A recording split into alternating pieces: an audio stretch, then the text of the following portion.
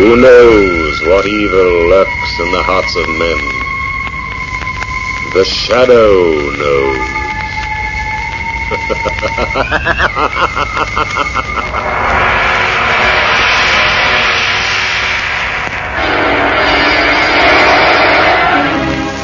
Once again, we bring you the thrilling adventures of The Shadow, the hard and relentless fight of one man against the forces of evil.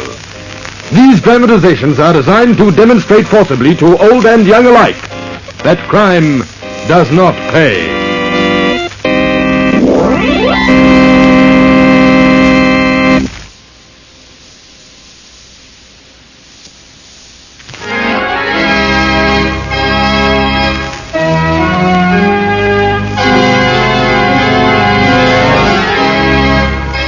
The Shadow, who aids the forces of law and order, is in reality Lamont Cranston, wealthy young man about town. Years ago in the Orient, Cranston learnt a strange and mysterious secret. The hypnotic power to cloud men's minds so they cannot see him. Cranston's friend and companion, the lovely Margo Lane, is the only person who knows to whom the voice of the invisible Shadow belongs. Today's drama, The Bridge of Tragedy.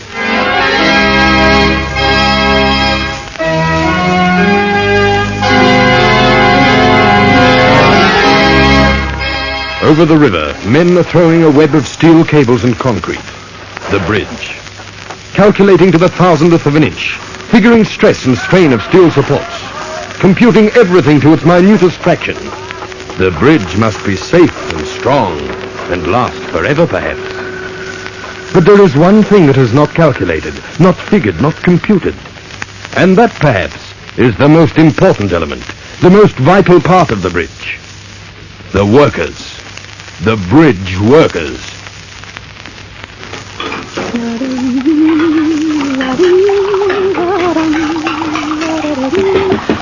Oh, just a minute. Oh, dear.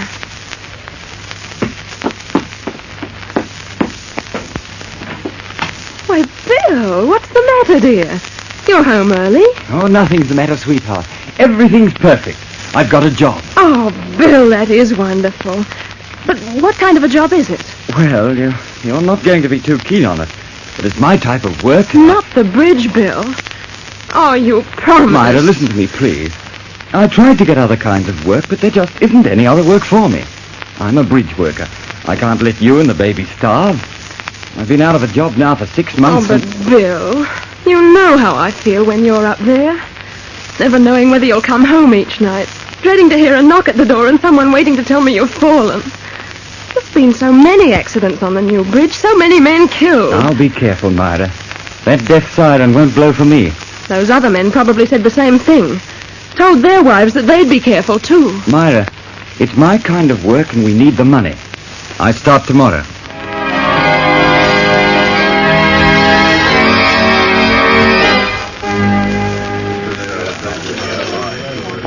Oh, I beg your pardon, but could you tell me where I can find Jim McVicker? Jim McVicker? Yes, that's right. He's a friend of mine. He told me to come here today and said there'd be a job for me on the bridge. Well, what's the matter? You haven't heard? Jim was killed yesterday afternoon. Killed? Fell from the bridge tower while he was spinning cable. Haven't found his body yet. They've been dredging for it all night. Perhaps they'll never find it.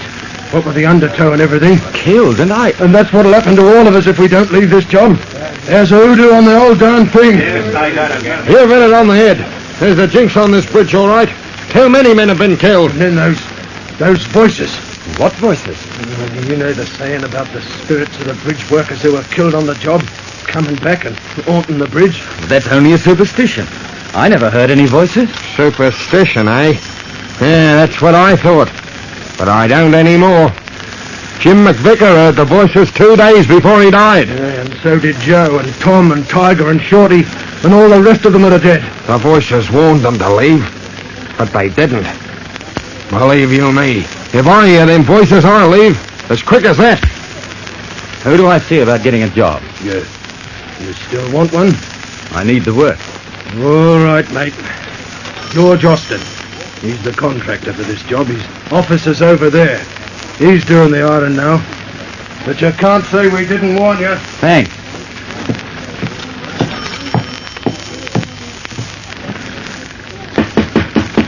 Come in.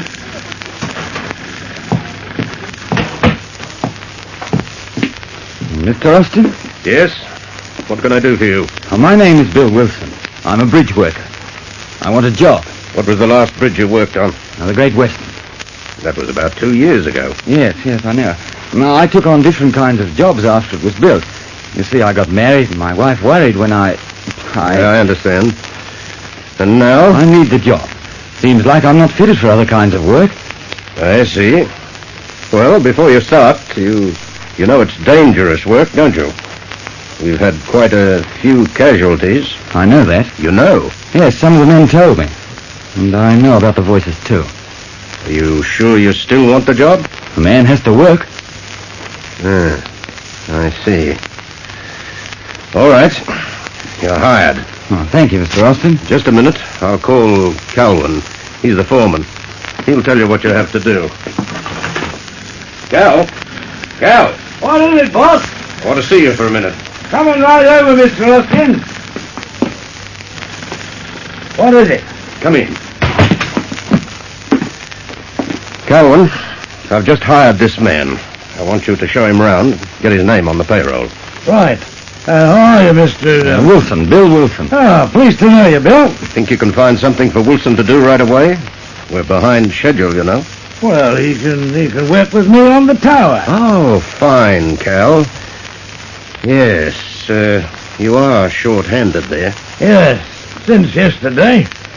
Bill here, well, he can take old Jim McVicker's place.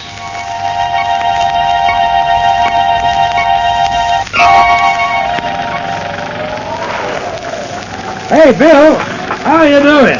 I'm all right, Cal. I'm coming over. I say, you're not looking so good. What's the matter? I don't know. I suppose it's because I'm not used to being up so high anymore. Been away from bridge work for 2 years now. That sort of makes me busy. Well, you'll be all right after lunch. And speaking of lunch, it's just about time. Well, I'd better tie things down back there. With this wind blowing, it'll be going right over in no time. Yes, it is blowing pretty hard. Bill Wilson, you are the next to go. Did you say something, Cal? You call me, Bill? I thought you said something to me. No, I haven't said anything, fella. It must be the wind. It's not the wind, Bill Wilson. Leave while there's still time. Leave this bridge. There is death here. The voices. Cal, I heard the voices. I'm leaving. I'm going down. Oh, hey, wait a minute, Bill. What's the matter? I heard the voices. The voices that the others heard. Well, I didn't hear anything. But I'm going down, Cal. Now, look here. Perhaps you just imagined you heard those voices. No, I heard them, I tell you. They warned me. Oh, well, all right. I suppose you'd better knock off for the rest of the day. Yes, I'd better. Bill! What's just that? Bill! Let me help you. I'm going to fall.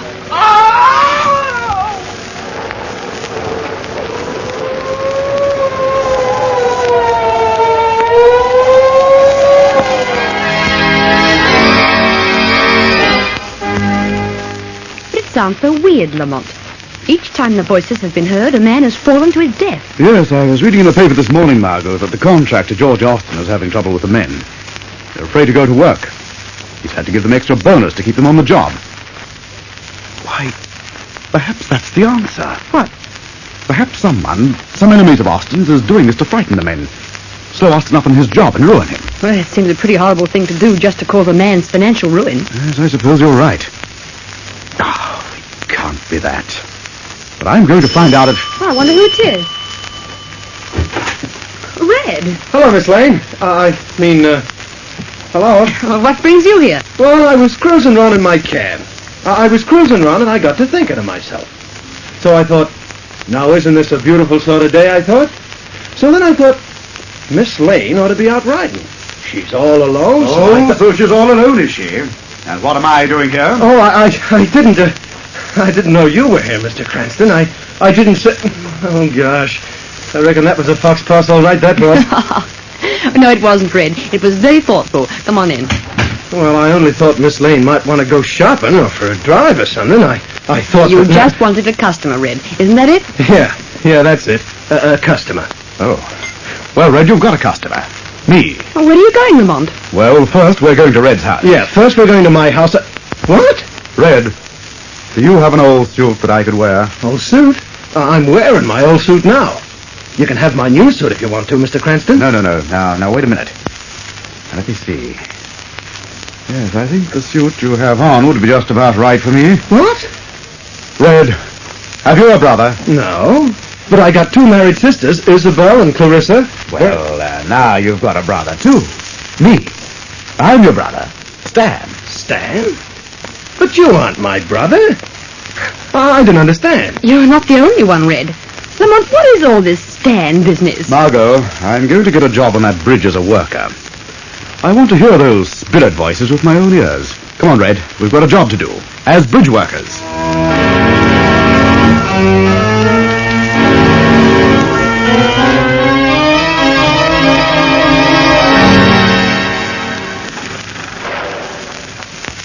Yeah, well, I heard there was a job here on your bridge, Mr. Austin. I need a job, so here I am. Of course, you know about the trouble we've been having here.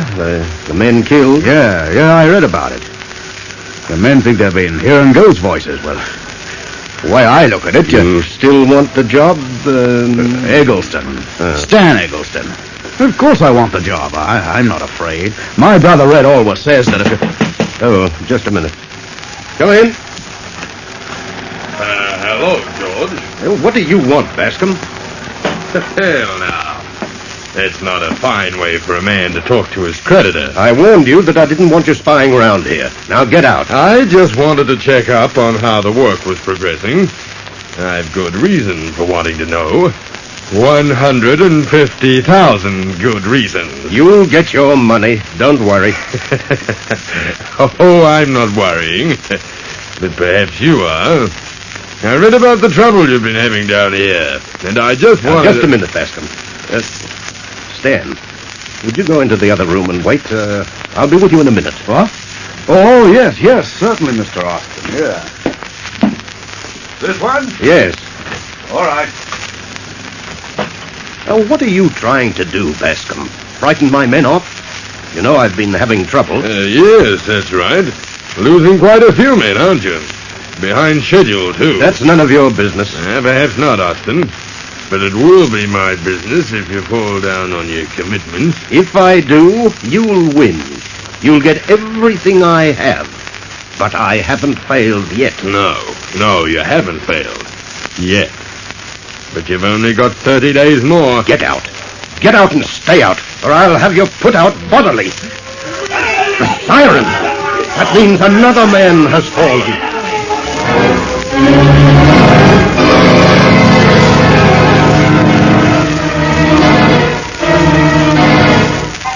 The bridge has claimed another victim. We'll return to our story in just a moment. But first, our announcer.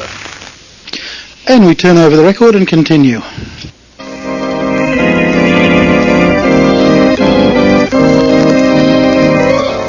And now, back to the shadow. The long, mournful siren that signals death amongst the construction gang blows once again. Contractor George Austin listens stunned to its one-note requiem for a moment, then strides across the room and opens the door. Mr. Austin! Davis has fallen! I'll be right with you. It won't be long now. No, Mr. Baxter. Perhaps not. If you're allowed to continue your work. What? Who said that? Men call me the Shadow. I can't see you. No man has ever seen the Shadow. What do you want with me? What do you know of these accidents? What have you to do with them? I have nothing to do with them. I don't know what you're talking about. If George Austin fails to complete the bridge by the specified time, you will profit, Mr. Bascom. I lent Austin the money to complete the project. If he fails, I'll get everything he has. But And Austin will be ruined. Isn't that right? You want to see him ruin, don't you? Austin undercut me on this job. He took it away from me. Now, why shouldn't I like to see him fail? He'd do the same to me if he got the chance. That is the argument that all men like you make, Bascom. What are you going to do? Nothing yet. I have no proof that you had anything to do with the death of these men. But remember, Bascom, you will be watched. Austin still has a chance to complete this bridge if he's not interfered with.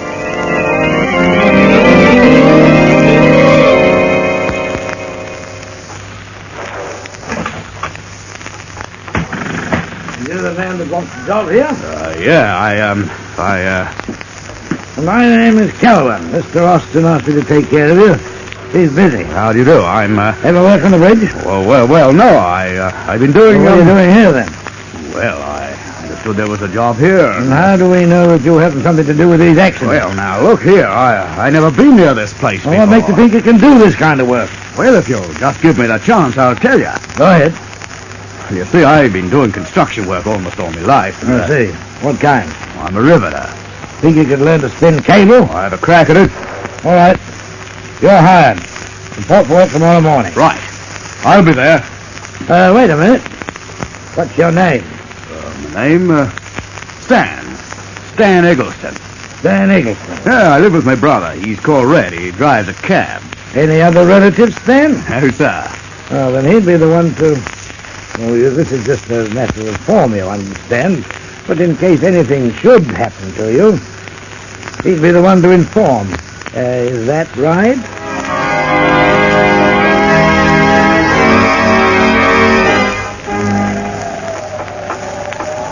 Well, you're getting along better than I expected for a new hand, Stan. Oh, thanks, Cal. I'm doing my best. One thing, I don't feel dizzy being up this high. In that case, I'll leave it yourself for a while. If you get into any trouble, call me. I'll be right up ahead there. All right, Cal. This is a warning, Stan. Leave this bridge. Leave while there is still time. Leave this bridge. There is death for you if you stay.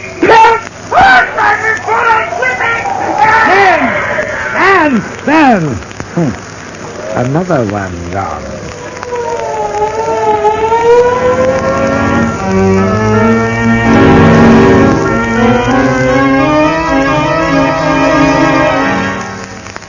I was talking to him not 2 minutes before he fell, Mr. Austin.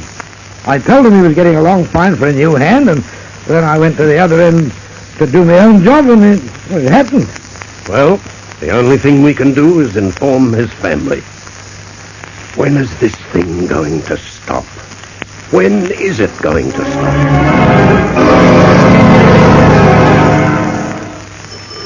Oh, just a moment. Oh, hello, Red. Hello, Miss Lane. Red, something's worrying you. What is it? I've got something on my mind, Miss Lane. Can I come in, Miss Lane? Please, can I? Why, of course, Red. Come in. Thanks. Aren't you feeling well? No, Miss Lane. No, I'm not. Well, I'll call a doctor. No, Miss Lane, no, it's not that kind of sickness. What is it? Bad news? Yeah, I'm afraid that's it. Bad news. Very bad. Tell me. Perhaps I can help you. It's the report. The report from Mr. Austin. It said... Austin? Red, are you trying to tell me? Please, Miss Lane, I was only trying to break it gently. Please. Please don't cry. You gotta be brave. Red, tell me what happened. Well, Mr. Cranston got the job at the bridge like he said he was going to. And, well, like the others, he fell, too. Lamont. No, please, Miss Lane, you must try and pull yourself together. Oh, I had a feeling that Lamont shouldn't have done it. Poor Mr. Cranston. He was such a great fella.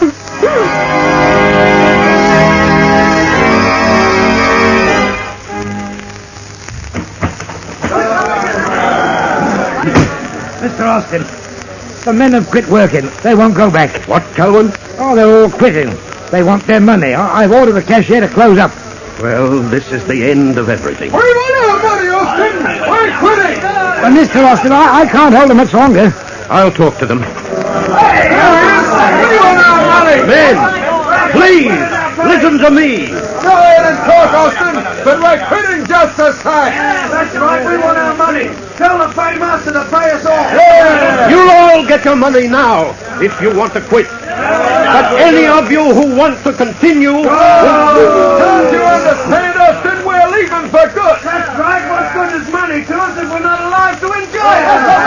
It's all right for you to tell us to go up on the Spain and risk our necks while you sit nice and comfortable in your office.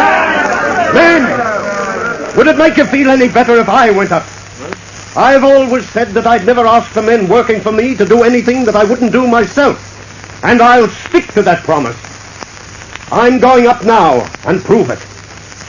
Is there anyone here who isn't afraid to go up with me? I'm going with you, boss. If you're not afraid, I'm not. Thank you, Calvin. Come on, let's go.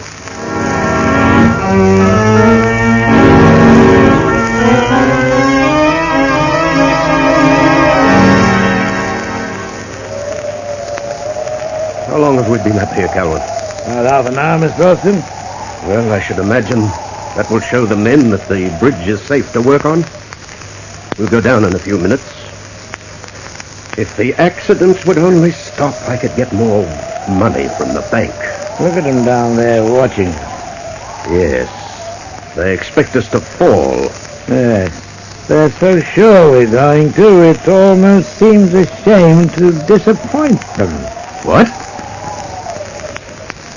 You're going to die, George Austin. And at last I have you up here. I wanted you to die the way she died, falling down, down, down. Calvin, you are the voice. You've done all this. Yes, I'm the voice. I pushed your men to their death. You wanted to ruin me? Yes, I wanted to ruin you. But more than that, I wanted you to die as my daughter did. I planned all this to bring you up here and... No, you couldn't. You're my friend. I've known you for years. I'm your friend, eh? Your friend. But my daughter wasn't good enough for your son to marry. I had no control over that. It wasn't anything I could do. He wasn't in love with her. It was you who persuaded him not to. You who sent him away. And she wasn't good enough for him, you thought. Calvin, you're out of your mind. Yes, perhaps I am. Yes. Perhaps if you'd seen your daughter jump to her death, then you'd be out of your mind, too. It's all your fault. All yours. Calvin, let's go below and talk this thing over. You're mistaken, I tell you. Ah, yes. You'll go down, all right. Oh, yes, you'll go down the quick way, turning over and over. It'll only take a second or two, but in that second you'll suffer. Yes, you'll suffer as she suffered. Calvin! Let go of me. We'll both go over. Let go. That's the truth I do. I have nothing to live for now, and you'll die. I can rest then. Calvin, I'm slipping. I can't hold on much longer. No, you're going to die if you've got any prayers to say. Say them. No, Calvin, you fail. My throat. Let go. I'm choking. Austin. Are you all right? What? Who said that? I can't see you. Men call me the Shadow. You can't see me because of a hypnotic mist I've cast before your eyes. Shadow? Yes, I've heard of you.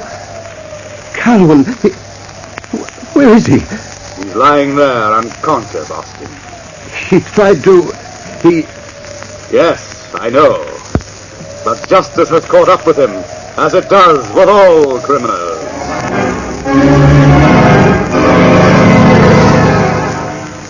In all the papers it was, Miss Lane, how this fella Calvin hated Austin because Austin's son jilted his daughter. It appears before Calvin became a bridge worker, he was in vaudeville, a ventriloquist. That's where he learned to throw his voice. Then, pretending to help the new hands, up he'd go with them, scare him with this weird voice, and then push him off the bridge span. And very clever he was, too, pretending to be so innocent. Please, Red, let's not talk about it. Oh, yeah, I'm sorry, Miss Margo. I should have more sense. Red. I won't say another word. Now, just you stay right here, Miss Lane. I'll answer it for you.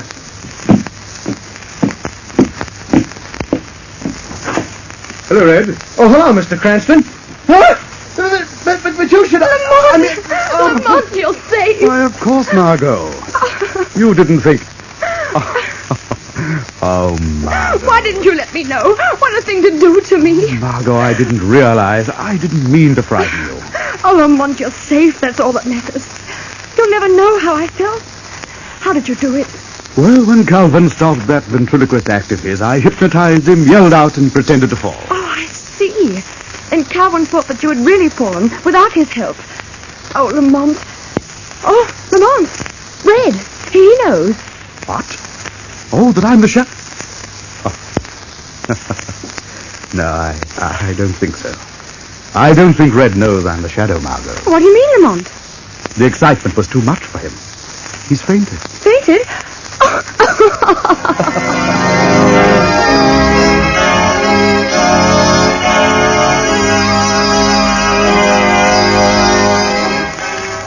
In a moment I shall return with further news of the shadow. But first, your announcer. Next week, same time, same station, we bring you another thrilling adventure of the shadow. Be sure to listen. Crime does not pay. The shadow knows.